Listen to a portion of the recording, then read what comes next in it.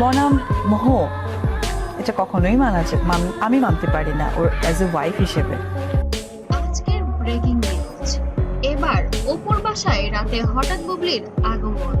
বাসায় কাকে দেখে অবাক হলেন শবনম ইয়াসমিন। বিনোদনের জগতে চমক আর চমক। গত রাতেই ঘটে গেল এক অবিশ্বাস্য ঘটনা। অপু বিশ্বাসের বাসায় হঠাৎ হাজির হয়ে গেলেন চিত্রনায়িকা শবনম।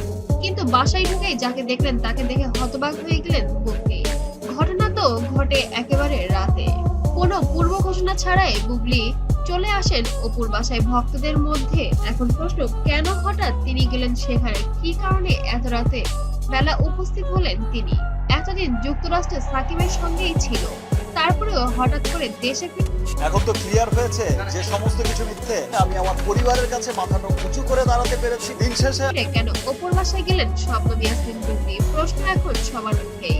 বাসায় ঢুকেই বুবলি যেন থমকে গেলেন। তার চোখ স্থির হয়ে গেল এক জায়গায়, কারণ সেখানে উপস্থিত ছিলেন এমন একজন যার উপস্থিতি হয়তো তিনি কল্পনাও করেন। ভক্তরা বলেছেন এটা হতে পারে ঢালিউড সুপারস্টার সাকিব খান।